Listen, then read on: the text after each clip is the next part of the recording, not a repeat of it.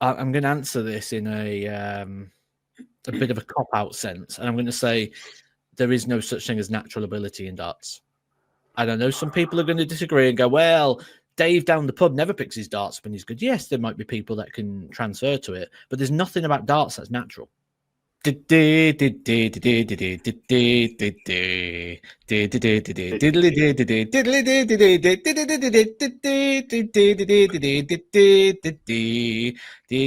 to see how long I'd go till you stop me there, Andy, but yeah. I didn't know if you were going to burst into happy birthday to you, happy 50 today, which we are. Episode 50, Matt. We made it. We're here.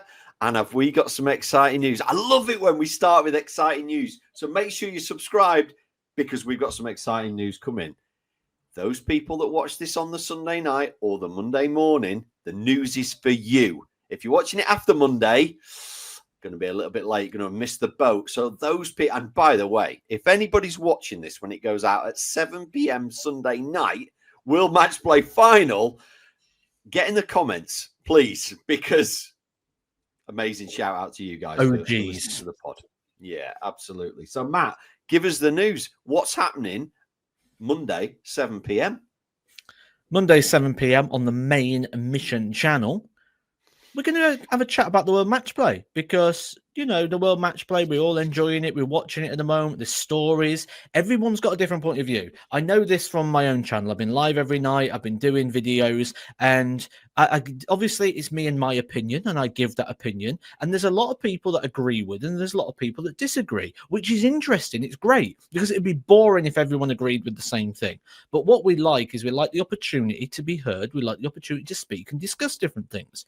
We here are going to give you that opportunity to do so because on Monday at 7 o'clock on the main mission channel, we are going to do a live talking all things match play. Doesn't matter if you want to talk about the Darryl Gurney incident with Gerwyn Price. Doesn't matter if you want to talk about Cameron Menzies busting 178. Doesn't matter if you want to talk about the champion. Doesn't matter if you want to talk about the upsets like Luke Humphries going out in the opening round. The young players like Jean Van Veen coming through, playing amazing. James Wade returning back to form. Doesn't matter what you want to talk about. We're going to give you the platform to do it with a live video phone-in. When phone-ins used to be amazing back in the day. Remember that? You'd ring up Radio 1 and you'd be like, yeah, I've just seen someone get slimed. It's brilliant. You talk about things. Yeah. We're going to do it for darts and we're going to do it here. Well, not here, kind of here on our main channel. And I guess all they need is a mobile phone, Matt, isn't it? They don't even need to be in front of the computer like we are. Mobile phone, click the link. You'll be put into the back room. Matt will assess that you are not an alien. Click you, let you in. You're live on the Mission YouTube channel. That's exciting. We've never done this, but we thought episode 50, it's a biggie. Let's put it out there. And the people that listen early to the podcast, you're going to be gutted if you're listening to this on a Tuesday because you missed it. It was last night. But if you're listening Sunday night or Monday, Monday night, 7 p.m, main Mission YouTube channel, your chance to get on live with Matt and I. Exciting. And this is your platform. You're not following our conversation. We're not going to go, who wants to come on and talk about Gerwyn Price? You will come on and talk about what you want to talk about. You'll come on and ask your question. You will make your statement. Me and Andy may agree with you. We may disagree with you. That's the fun of it. But just the technical side of it very briefly, all you need is a device that can record sound and record photo. Or record video. So it could be a tablet, it could be a phone, it could be a laptop with a camera. Don't worry about the quality of it. We're not trying to get you on the BBC here. We're not trying to get you on Sky Sports News. You're just coming on a YouTube channel. It doesn't have to be the world's greatest quality. All you've got to do, be confident enough to be on screen and have your say. Oh, it's going to be an amazing night. I think it's going to be good fun. And if it works, if you enjoy it, if you like it, let us know. Hit your likes, hit your subscribes, put your comments in, because we are guided by you. We make what we like. Of course we do. We make the things. But ultimately, if you don't like something, you vote with your feet. You don't like it, you don't watch. You like it, you do watch. And we want you to be watching. We want to make something that you enjoy. So if you like it, get your voice heard, and we may be having more regular weekly or monthly phone-ins. Yeah, fantastic. And look, you mentioned Gerwyn Price there, Matt, so I've got to talk about him. Is he getting the boxing gloves on? Him and Darryl Gurney going to go in the ring and do a few rounds. Okay, I'm going to ask the question that everybody's on everybody's lips. If them two bare knuckled it out, who wins? I think Gerwin Price hits him once, and that's game over for me. Yeah, I don't know. Yeah, I agree. One looks like he might have a bit of a street fight after a few pints in a pub, and the other one looks like I could go in the ring and throw you about. So yeah. There's things as coach, as someone who's done various different sports before, as someone who's done these things, there's things you look for. And do you know what, right? When Gerwin Price celebrated and he moved across the stage, the way in which he moved his feet and the speed of which he moved his feet, you think that's an athlete right there. And we know that he's got a lot of athletic background, the rugby. Have you seen him on Soccer AM when he's doing football? Like, he's just an athlete. Yeah. And someone Yes, he who's is. got athletic ABCs, balance, coordination, agility, all the sort of key fundamentals, can transfer that to any sport, and you add in the sport-specific stuff, and they can just do it. Like, it doesn't matter. Give Gerwin Price basketball. Have you got the bin men going again? give Gerwin Price going fast. Give him basketball, give him football, give him rugby, give him hockey. He'll be able to transfer to it. We know he's done a little bit of boxing. And do you know what? I reckon, from what I saw just in those little movements, I reckon he'd be quite handy. And this leads me on to a really good question for you, Matt. I would think I'd be right in saying he's the fittest guy in the Pro Tour. I can't think of a guy that, I mean, there may be slimmer people, but I mean, as I'm sure if he took his shirt off, you know what I mean? The girls would be swooning, as it were. So we shouted out in January, Gerwin Price was going to have a good year, and he so far has had a good year. Is fitness becoming a bigger part of darts now? And if it is, why isn't everybody taking that on board? Because I've got to be honest, I've seen one or two in the match play that I've thought, you're not giving yourself the best chance here. You look like you're about to pass out at any minute, you know? Yep. And do you know what? First question, is fitness becoming a thing? 100%. Injuries are becoming more prominent than ever because darts is becoming more regularly played. People are practicing more because the money is and the competition so intense. So yeah, absolutely. We are at a stage where fitness is a big thing. Why isn't everybody doing it? Comfort in success. It's the most dangerous thing in the world. Now, by that, what I mean is someone like Cameron Menzies, first name I just thought of that could pop out, could say, I've gone up the rankings. I'm at the highest rank I've ever been. I'm qualifying for events I've never qualified for. Why would I change anything? Just because you're successful doesn't mean you're maximizing your potential. Phil Taylor is the most successful player of all time. Could he have been better? Yes. His counting could have been better. His equipment, certainly in the early days, could have been better. He could have won more. Just because he was the most successful player of all time, 16-time world champion, doesn't mean he shouldn't have won 18 or 20. And it's the same with these players. Just because they're having good performances and winning matches and qualifying for things doesn't mean they shouldn't be doing more. We look at players that have had bad techniques over the time, Mensah Suljovic, John Henderson, people like that, and you go, well, they're finding success. Yes. But are they maximizing potential? And it's two different conversations. So, yes, we're seeing players be successful, but are they maximizing potential? No. Luke Humphries, classic case. Worked on his body, worked on his mind, is the world number one. But he could have just sat there and gone, well, I'm in the World Championship, I'm qualifying for things, I'm doing all right. No, it wasn't enough for him. He wanted to maximize his potential. And, you know, as someone who feels like, I think on raw talent, maybe I'm not a top dart player, but I eked out every little bit I had to get myself into the top 64. Yes, you did. And Matt, do you know what? I love this point you're making here because I'm going to say something now, and I bet you've heard the same thing. I'm not going to name names because I don't think it's fair. But when I was on the Pro Tour, a guy had lost a load of weight, and I was like, "Whoa, mate, you look great. I've lost 5 stone. Wow, you're fantastic." But my darts has gone shit.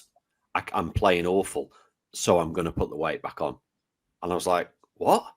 Yeah, I clearly can't play as a slim person. I need to be fat, so I'm going to put the weight back on so that I can get back to my form again. And that is a true story. And I'm sure you've heard similar. And I'm sure listeners will probably be able to think of one or two professionals that they've seen do that. And that pretty much says everything that you're saying there. They've got it in their head that the way they are is giving them success. And if they change anything, I've lost a bit of weight. My form's gone. Oh no, I shouldn't have lost the weight. No, you just needed to get used to the fact that you'd lost some weight. And in the long run, your longevity is going to be off the charts. Whereas right now, you play for an hour, you're sweating like, I don't know what. You're like you're about to pass out. There's a reason why you never make it to the final, because you've always gone by the quarters. Okay. I couldn't believe it when I heard that. I can pick up on this again. I can be very personal with this because I've similar experiences. I've been all sorts of different weights. I'm someone who really struggles to sustain weight because my lifestyle changes all the time. And when I was transitioning from wrestling, football, being very active to going more full-time with darts, which is not as active, which is worse lifestyles, not as much access to quality food as such. And you then start buying into that. The socializing becomes very, let's go out in the evening and have a Chinese before we go back, that sort of thing. So I get the weight side of things, how it changes. I can tell you now, my perfect weight is 13 stone. I play my best darts when I'm around the 13 to 13 and a half, and I know that for a fact. So you would think, well, why don't you just be that weight all the time? But it's so hard to sort of manage that in. Now, as someone who's gone from being really slim and athletically built to someone who's been fat to someone who's dropped the weight again and put it back on again and things, I can tell you now my stance changes as my thing. And some of it comes down to comfort. Some of it comes down to feeling okay. Now, think about in the past, people used to always tuck in their shirts. It used to be, you look scruffy if you didn't tuck your shirt in. Yep. Now, people don't have their shirts tucked in because they don't like the feeling of their belly pressing against it. They like it to be loose and baggy. How many dart players tuck the shirts in? I did. And Gerwin Price does. That's probably about... There is another. Not many. No. Not many. And it looks great. It looks smart. I like the look of a shirt tucked in. It's Johnny Clayton.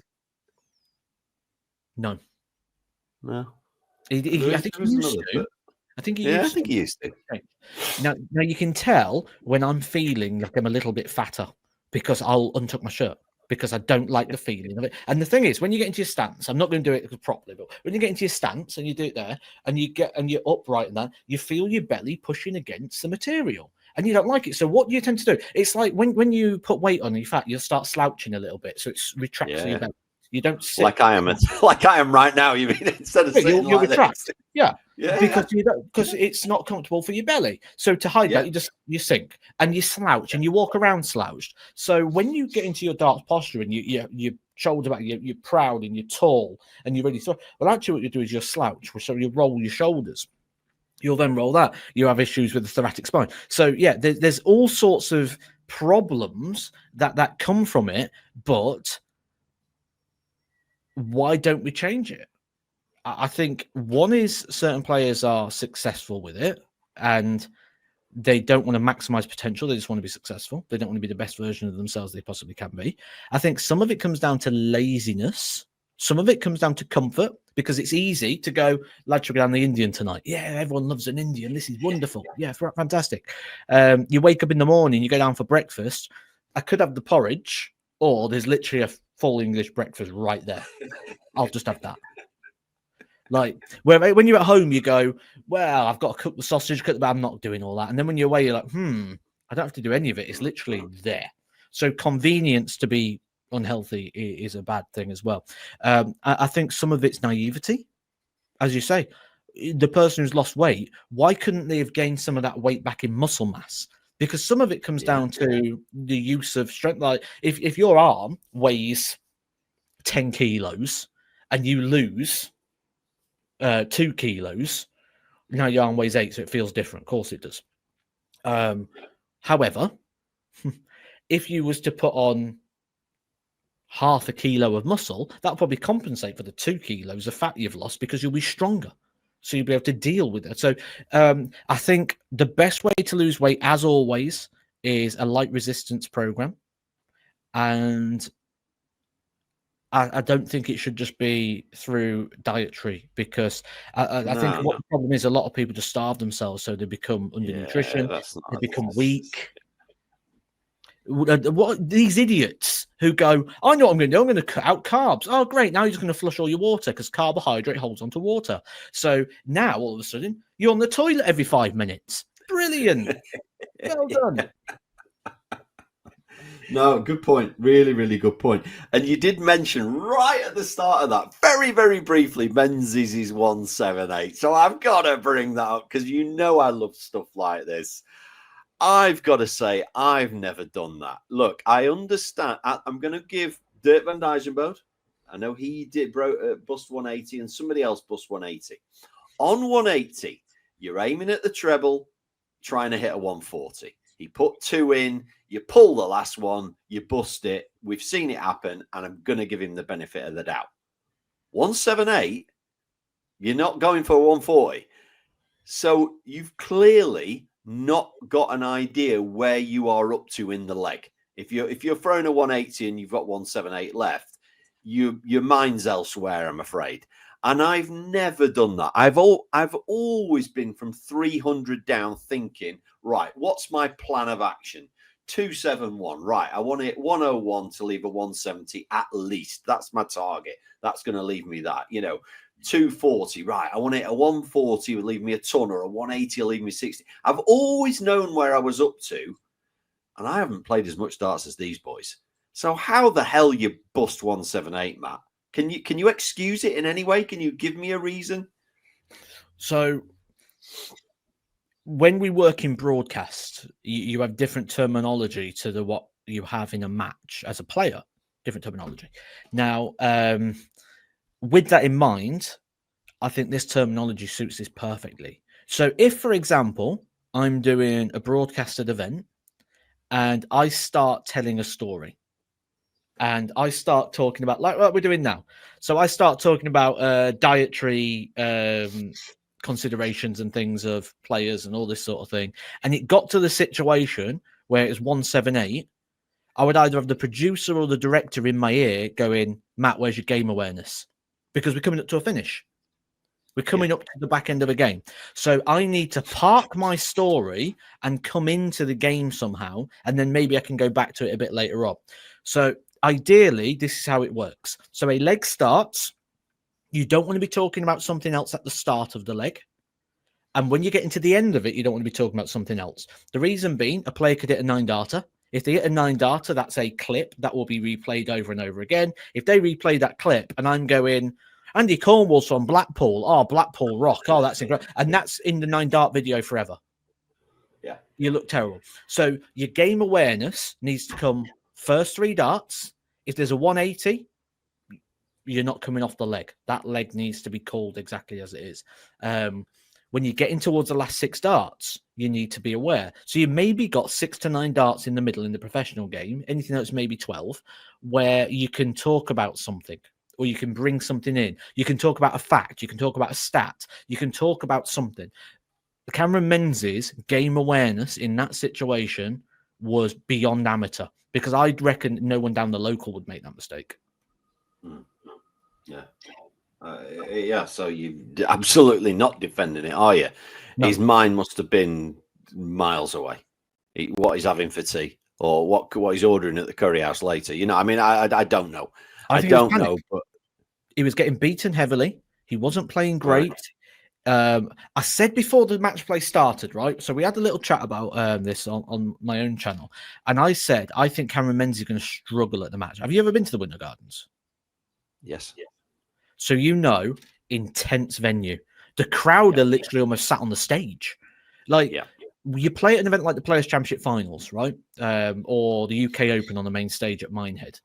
And the crowd are so far back Yeah. that you don't see anybody. You can hear them, but you don't see anybody. Because when you walk around with your head down, all you see is cameras and floor.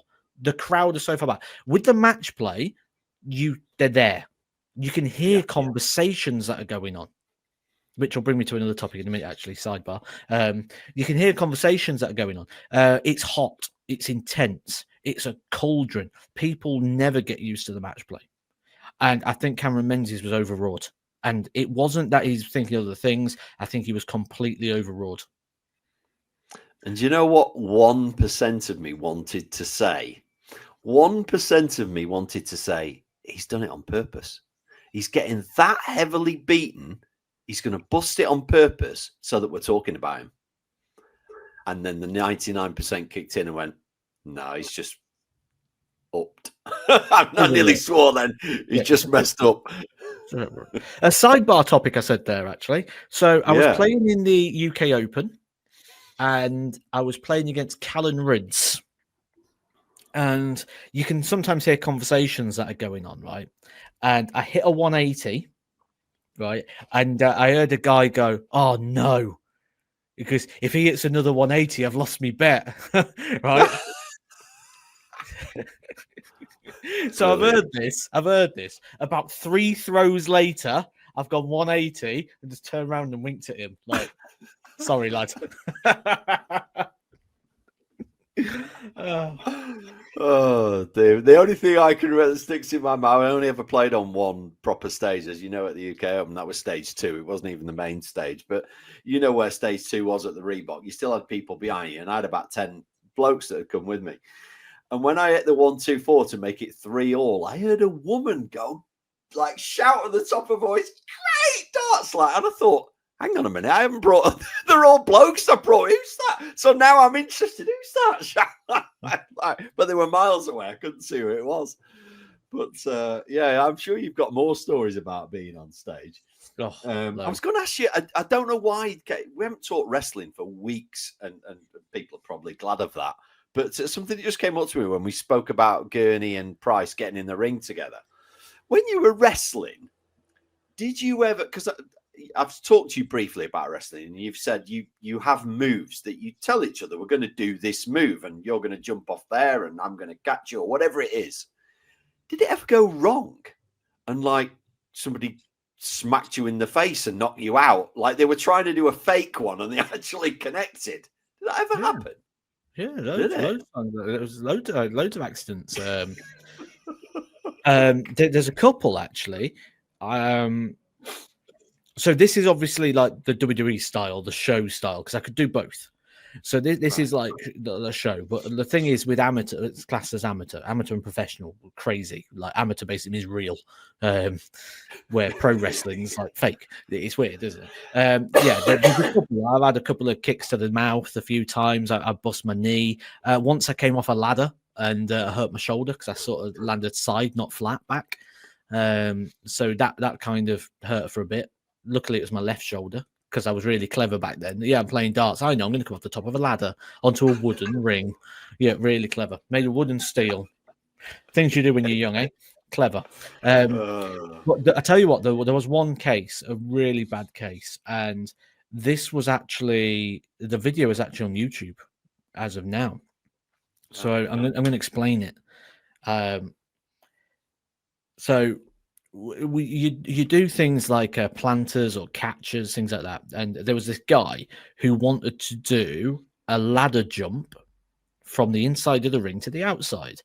It was a tag team title match. We was defending the tag team championships, and he wanted to jump on us. And I said, a ladder from the inside to the outside with a flip is too much for a tag team match. We need at least 4 people to catch this, because the more people there are to catch it, the less weight you've got to be responsible for each. Yeah. I said, so we can't be responsible for that as a 2. Plus, where we are in the match at that time, it'll just be me. So I need some more bodies. How do we get bodies into this match? So we had to put a running in there. So we had more people out to do this catch. Well, climbs up the ladder, gets to the top of the ladder. The crowd's going for it. The idiot thinks, do you know what? I want to go to the very top of the ladder, not just the rung, but he climbs on the actual top bit to get even higher. So it's a bit wobbly now. What an absolute tool. Not only that, but when someone climbs a ladder, the referee will hold the ladder so it's stable. So he's on top of this ladder. The referee has missed his cue. He is not holding the ladder. So as he goes to jump off the ladder kicks from underneath him. He comes down and lands on his head. Tried to catch him. I was at the back, so I couldn't really get in to do it. The guys in front of me, because I would always cowered at the back. I'm not taking the brunt. You're in front. You're taking the brunt of it. I'm just here to go. Oh, you got me. I'm not taking this. I've seen feet to the face, all sorts of things. If it's just me, I'll catch you. If I've got other people, they're there doing the catching. Lands on his head, right? Tries to get up. As he goes to get up, blood spewing out the back of his head. I'm like, stay down. And he tries to get up. I'm like, stay down. And then I see like a tennis ball just on the back of his head balloon out straight away. I'm like, this is bad. I'm like, this is bad. So I'm calling like for people to. I'm like signaling like we need the first aid team and everything. And oh my god, yeah. Is he all right? He was, yeah. The idiot actually has gone back and he's still wrestling now. So yeah, it's he was out for about 8 months or so. He was even on crutches for a period of time for a bang to the head. It was that bad. So yeah, that was a very sort of, that's probably the most serious thing I ever saw. And the video, he's uploaded it on his YouTube channel. I watch it back and I'm like, oh, and you hear the sound of his head hit the floor, and I'm just like, oh, it's nasty. Right, Matt. I want to get into some questions this week because it's been a very, very popular week for emails. I've been on holiday, as you know, but we don't miss the podcast for our listeners and viewers. So I've picked out some emails to us this week. First one is from Ben Mansley, who says, hi, Andy and Matt. First, I love the podcast and all the work you do, blah, blah, blah, blah. The question is, how much of darts do you think is talent versus training? If you took a 10-year-old with not much talent, but was willing to practice every day for the next 6 years, and you took a 10-year-old with loads of natural ability, already a good player, but he's only going to practice once a week, who's going to be the one that succeeds? So it's kind of two questions there. What percentage do you think is talent and what percentage training? And then who would succeed, the natural ability or the guy who practiced every day? Over to you. Good question. I'm going to answer this in a bit of a cop-out sense, and I'm going to say there is no such thing as natural ability in darts. And I know some people are going to disagree and go, well, Dave down the pub never picks his darts when he's good. Yes, there might be people that can transfer to it, but there's nothing about darts that's natural.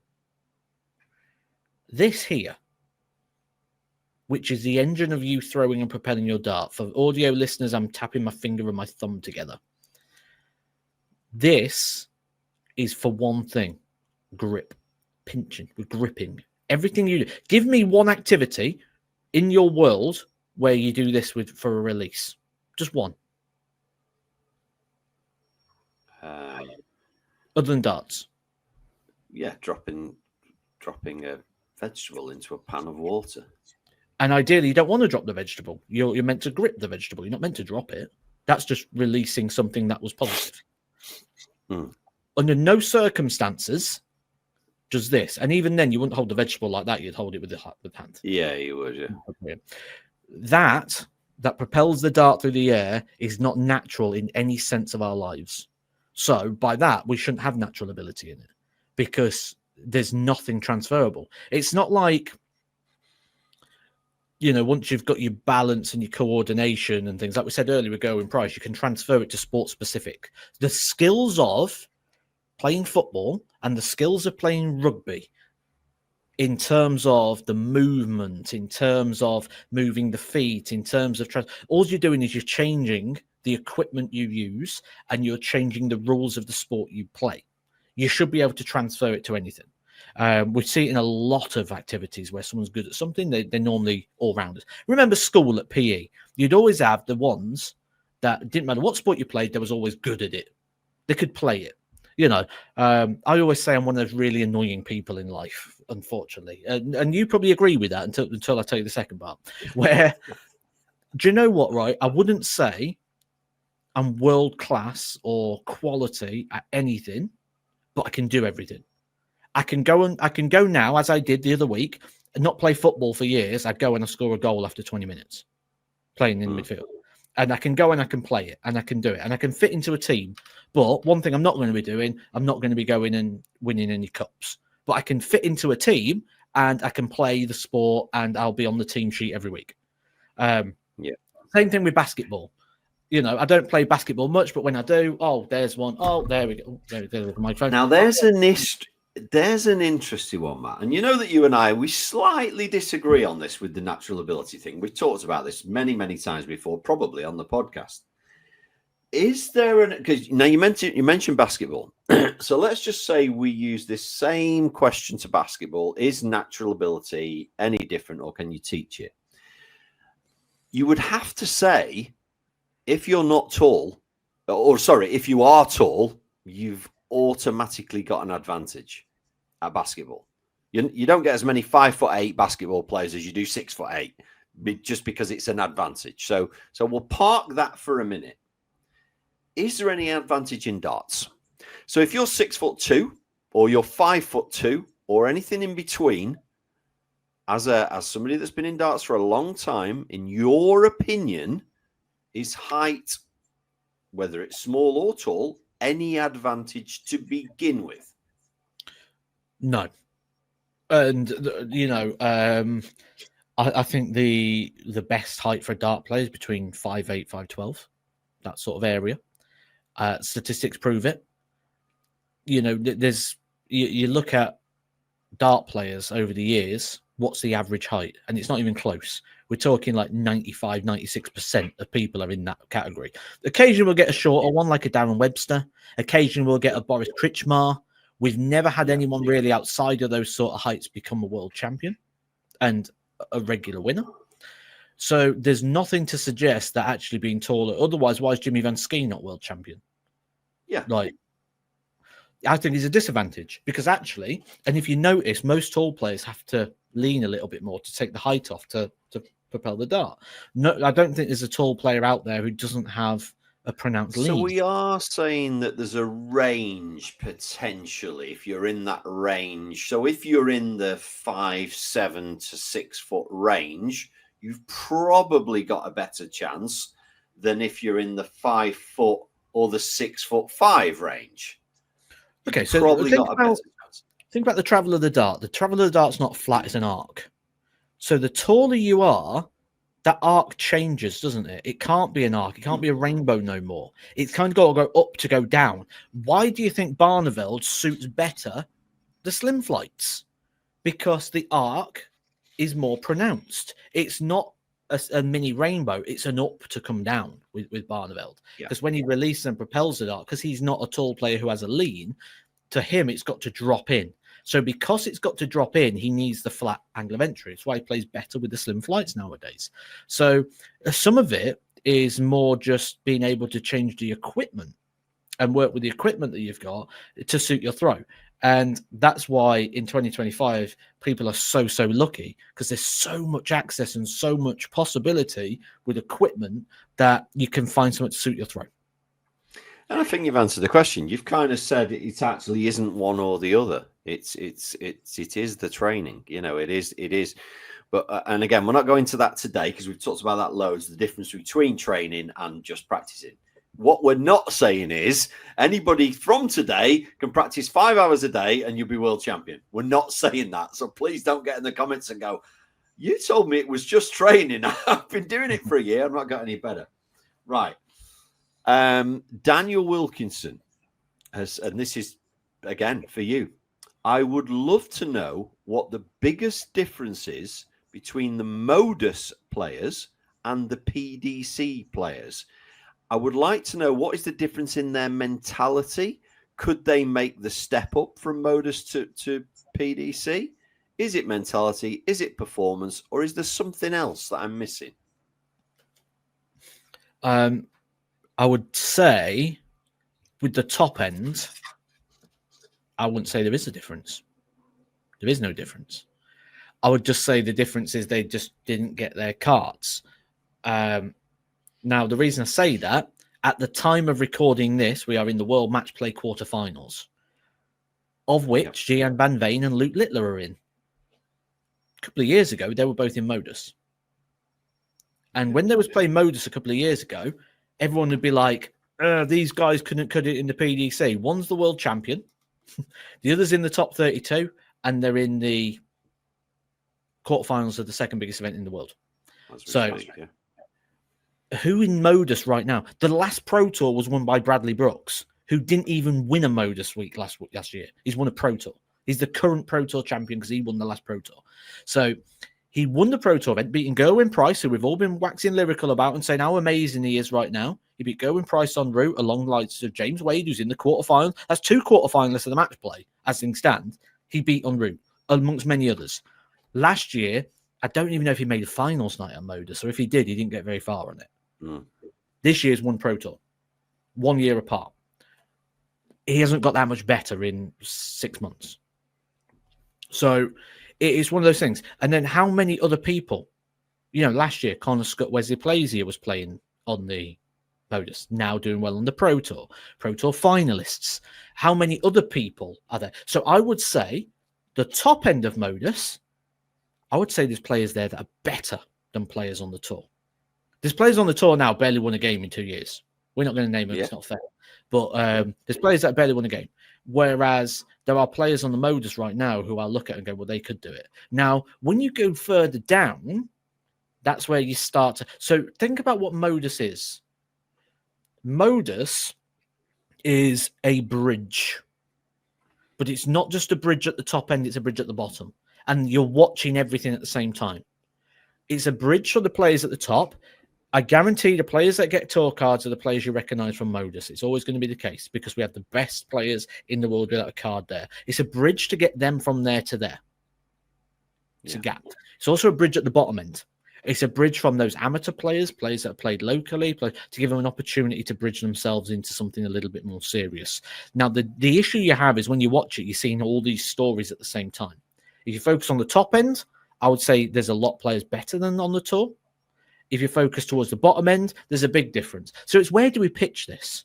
Because if we pitch it at the bottom end, and you've got to remember, a lot of these are amateurs. They don't play full-time darts. They probably have to book a week worth of holiday to go play at Modus. Yeah.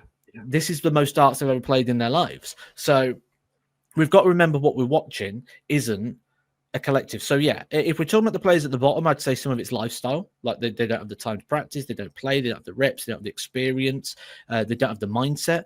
Some of them are just happy to be there. Some of them, it's the biggest thing they've ever played in. Some of them, it's a stepping stone. So it's a really hard one to judge because if we look at a week of 12 players, I would say it's very, very varied in regards to what people are there for or what their mindset is or what their quality is. And you make a good point, Matt, that the players at the top at Modus, they might just have not played very well that tour queue, the qualifying 4 week. 4 days. Yeah. Yeah, 4 days. They had a bad 4 days.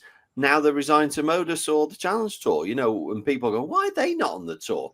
Well, because as we've discussed a million times and will a million more, it's a stupid system. It's wrong. Playing well for 4 days to get your tour card for 2 years is a nonsense. But we'll talk about that more at some other point. While Andy, we're talking before you get into that, when you talk about playing well, yes, I'm using these at the minute. Oh, have you gone to the? Oh, so that's the wing. That's the Kondorax wing, isn't it? I'm using them on the Matt Edgar 23-gram darts, which, as you can see on screen there, are absolutely stunning. They are available in 21, 23, and 25, and they are in stock at the moment. So lovely coral coating, two-tone with a nice release grip on the back. Hey, Little who bit more. knows? Who knows? We might give away a set in tomorrow night's live. A And do you know sign what? set or something like that. Do you know what, Andy? I'm going to say this now, and I've no. got people to back this up. I'm not. This isn't just me. I have never played darts as well as I'm throwing right now. It's ridiculous. So, to give you a few It's that things, room. right? I've told you, it's that room. It's not even just here, right? So I was having a throw here the other day, and Jodie came up because she'd come to pick up some stuff because I've been selling some merchandise during the match play, and she needs to come pick it up. And I was having a throw, and she came in, she sat down, and she's like, every time I'm looking at the board, you've got at least 2 trebles. And then in 5 minutes, just 5 minutes, it's 6 180s in 5 minutes, right? And then the next day, I was having a little throw, and then she goes, I bet you don't hit as many 180s today. I hit 4 180s in that. And then like I was saying, right, give me a finish. She's like, right, 81, bop, bop. Right, another 75, bop, bop. 89, bop, bop. And I was just hitting them like first or second time every time. Then I was down commentating on Modus last week, and I've gone in and I've had a couple of throws, and I was just chatting to a couple of the staff there, and I said, oh, I'm playing well. I said, if I play like this in October, I'll win it. And they went, go on then, let's see what you got. And it, literally 121, 125, 140, 140, literally a run which I lost count of just 2 treble shots every time. So I think I may be I think I might be giving these a go. Could be giving these a go. The one. Yeah. Well, and my new Force 90s. I told you I've never as many 180s. I'm not really playing like you are, but I think there's going to have to be a game soon. It's going to have to be a Cornwall Edgar game. It's going to have to happen. I'm as confident as I've ever been. You are. Let's get it on. Is that the Flexi 90s, the Force 90s with a flex? The new Flexi 90s that aren't out yet. Ooh, they are good. They are good. Right. The point I wanted to make. We spoke about this a couple of weeks ago. Prize money, it's getting out of hand. We've just seen this week. Nathan Aspinall's money has come off from 2 years ago. He's dropped to 23 in the world. Joke. Absolutely, he is not the 23rd best player in the world. Ridiculous. Nonsense. Not going into that. I've got a solution. Forget ranking being on prize money and make it a point system.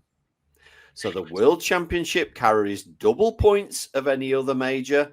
All the other majors carry the same amount of points. All the Pro Tours carry the same amount of points. All the Euros carry the same amount of points. And you only get, each level of what you're winning at has points rather than it's off the prize money, because that £1 million that somebody's going to win in January is going to so distort everything that I think they should just make it points, and you get 10 points for a win, 8 points for the runner-up, 6 for semis, 4, whatever it is. Doesn't matter what it is. Make it points rather than prize money. Would that work? I've covered this, right? So I said, let's say Dirk van Duvenbode, right, goes and gets himself the World Championship this year. He will go into the top 4 of the world for 2 years. He'll be in every major, every European tour in the Premier League for 2 years. If he has a bad couple of years, does a bit of a Michael Smith, struggles a little bit to be world champion, loses things, goes out first round in most of those, with everybody else in the increased prize money on the other events, when that 1 million comes off in a couple of years, he could go from being in the top 4, being in everything, to being outside the top 32. And because the prize money isn't depreciating over time, because the prize money is literally just, you've got it, in 2 years' time, it's gone. It doesn't depreciate. So it's not like year 2, it's worth $500,000. Things like that, where it depreciates. He will go into a tournament like world number 3 and overnight goes outside the top 32. He hasn't gone from there to there overnight. No. That's happened over time. And then he's been qualifying for events over those years that maybe he shouldn't have been in. Because, I think my answer is a depreciating value. That's what I think. And maybe I've listened to a few comments, which I think is good. I think people may be right in what they've said, because they said it would possibly be not hard to track, but I think it'd be a little unfair to depreciate it straight away. So I think maybe you have it as a full capacity for 1 year, and then depreciate in value in year 2. Or you have it for a full year and then it halves. So after you've had it for a year, you get half of it. So we could quite easily fix this. I've got my idea. You've got your. We could fix this also. I'm looking at Nathan Aspinall going. He could have potentially been the Premier League champion this year. He was playing well. He was 2 games away from being Premier League champion. And we'd now be sat here going, the current Premier League champion is 23rd in the world. So he's not even going to qualify for next year's Premier League as the Premier League champion. What's a joke? It's crazy. It's wrong. It's silly. Please do something about it, BDC. I'm not happy. Right. Okay. Last one. For some reason, I haven't got the guy's name. This is somebody from America. And he's saying, where I live in the USA, our pub dart leagues play legs of cricket and legs of 501 on a soft tip board. We play games for cash afterwards. And while I aspire to play in the CDEC, I know my limits. What he's then saying is, should practicing steel tip darts translate to the same skill on a soft tip board? Now, I've never had this question asked before. He has steel tips that screw into his soft tip darts to make the weight the same. So what he's kind of saying is, if I practice my steel tip, will that improve my soft tip, and vice versa if I just screw the ends in? And my initial thought was, no, it's a different game. Soft tip, the trebles and doubles and everything's bigger. The dart always lands flat. It's a very different game. You throw at the bull and you score 50. Even if you hit an out at 25, it scores as 50. I'm not sure that practicing one increases your ability at the other. Are you? I think using the same darts, I don't see because the angle of the darts can be the same, isn't it? The angle of entry. But no, because on a soft tip, a dart always settles flat into the hole. Yeah, but if you're throwing... So imagine you're an Adrian Lewis thrower and you pitch your dart up and you're used to coming in underneath all the time. Can't do that on a soft tip board. The minute you hit the treble 20, the dart goes ping, and sits flat. Because the holes are... A dart always sits flat in a soft tip board. Honest answer, I don't like answering things that I don't feel like I can be an expert in, shall we say. I don't want to... And I don't feel like I could give any more than just an opinion here. I don't think I could give like a proper answer. Let me try and switch it. Let's go football. Let's go football. Would practicing 5-a-side on an artificial pitch 5-a-side in a gym on a wooden floor, would that make you better at playing 11 men on grass on a Saturday? Potentially. The technique. No, because a lot of the time, like if you think about 11 aside, a lot of the time you've got more time on the ball, you've got more space. With 5 aside, it's smaller, it's less space. So what you're essentially doing there is you're replicating that feeling of being in the middle of the pitch where there's a lot of congestion, a lot of people battling for the ball, or potentially also replicating in the box. You think about if you're a striker, you take a touch in the box, that's a luxury. You don't get time to take certain touches. You don't have time. So essentially you're developing those sort of skills. If you're a centre back, you're not going to get much out of getting a bit of 5-a-side football other than fitness. But it's such a varied thing. You know, one of the things we always used to do was get players playing in traffic, because if you get a touch in the box, you need to be able to do something quick. You need to be able to create space to get an angle, to get a shot, or to find a pass. And with 5-a-side, that's the game. Touch play. You ain't got time to take a touch. Oh, I'll have a little look round. Oh, off you go, Dave. Here you go, pal. Get on that. You know, you ain't got that. It's literally touch. Right, we've got to do something here.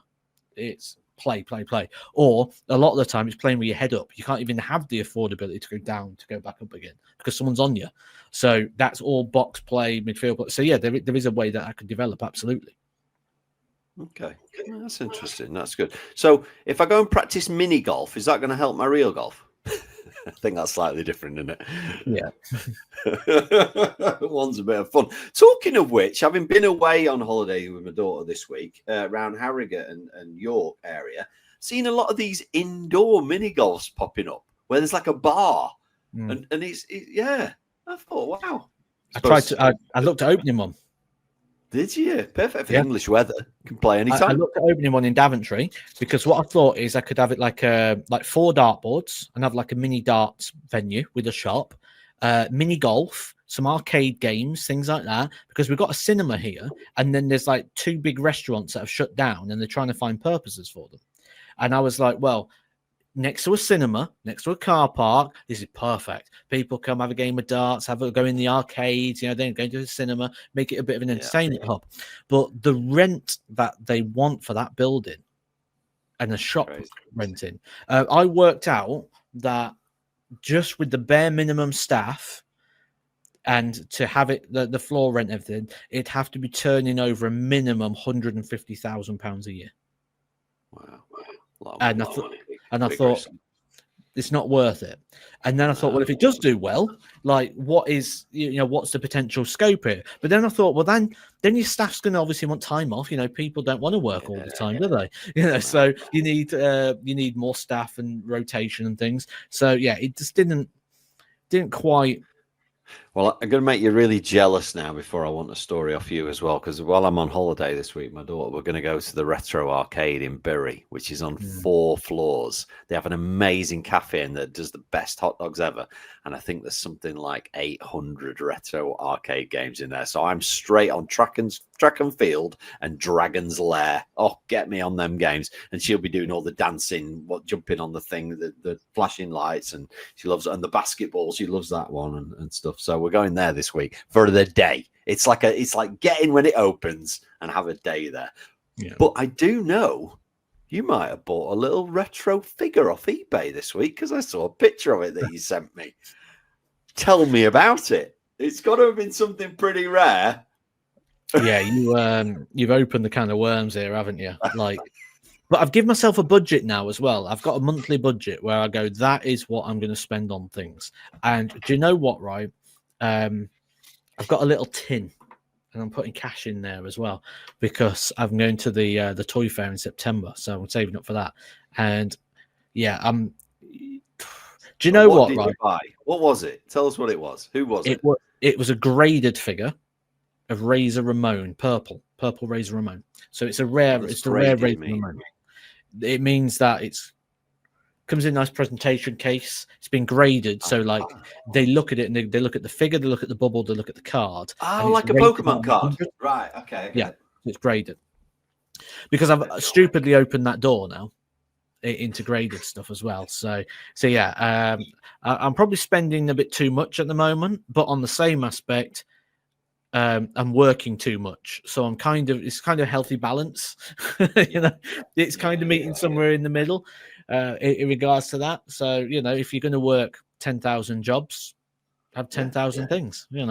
Absolutely, yeah. No, 100%. So no more Ninja Turtles this week then. Not yet. They took a back seat for a while. Not yet, but I tell you what, right?